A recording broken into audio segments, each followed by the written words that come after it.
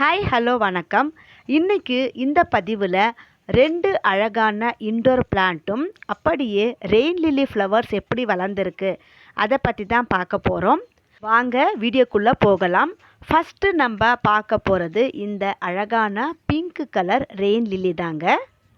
போன வருடம் சின்ன கிழங்குகளாக வச்சுருந்தேன், கொஞ்சம் பூக்களே வளர்ந்துருந்துச்சு. ஆனால் இந்த வருடம் நிறைய பூக்கள் பார்க்குறதுக்கே ரொம்ப அழகாக இருக்குங்க. நான் ஒரு சின்ன தப்பை பண்ணிட்டேன். இந்த ரெயின் லில்லி ஃப்ளவர்ஸ் கூடவே கொஞ்சம் புதினா கிளைகளை நட்டு வச்சுருந்தேங்க. புதினா கீரை நல்லா வளர்ந்து அதனுடைய வேர்கள் எல்லாம் பரவி இந்த ரெயின் லில்லி கிழங்குகளோட சேர்ந்து அப்படியே அடைச்ச மாதிரி ஆயிடுச்சு. இன்றைக்கி காலையில் எல்லாத்தையுமே கட் பண்ணி க்ளீன் பண்ணி வச்சாச்சுங்க. நெக்ஸ்ட்டு இப்போ நம்ம பார்க்க போகிற ஒரு அழகான இன்டோர் பிளான்ட். இந்த பிளான்ட்டோட பேர் பிலோடென்ட்ரம் பெடாட்டம். இதில் எக்கச்சக்கமான வெரைட்டிஸ் இருக்குங்க. அதில் இதுவும் ஒரு வெரைட்டி. நெக்ஸ்ட்டு இந்த பிளான்ட்டோட பேர் ஹோமோலெமினா ரூபோசென்ஸ். இதுவும் ஒரு இன்டோர் பிளான்ட் வெரைட்டியை சேர்ந்ததுங்க. இந்த 2 செடிகளும் வெயில் காலத்தில் சரியாக வளராமல் அப்படியே ஸ்டாப் ஆகிடுச்சு. ஆனால் இப்போ மழைக்கு நல்ல துளிர்கள் விட்டு வளர ஆரம்பிச்சிடுச்சுங்க. நான் இன்றைக்கி இந்த 2 பிளான்ட்டையும் எடுத்து காய்ந்த இலைகள் எல்லாத்தையுமே அகற்றி மண்ணை கொஞ்சம் நல்லா கிளறி விட்டு செடிகளை பராமரிக்க ஆரம்பிச்சிட்டேன்.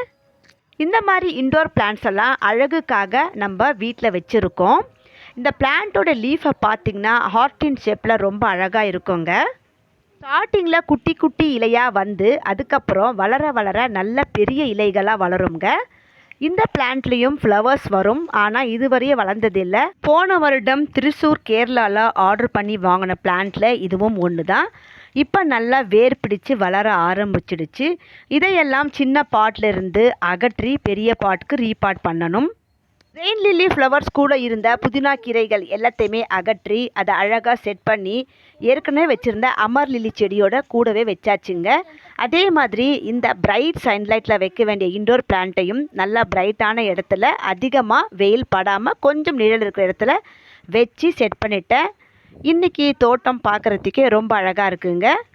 தொடர்ந்து வீடியோ பார்த்துக்கிட்டே வாங்க. இன்னும் நிறைய செடிகள் இருக்குது. இந்த வீடியோ பிடிச்சா லைக் பண்ணுங்கள். தேங்க்யூ.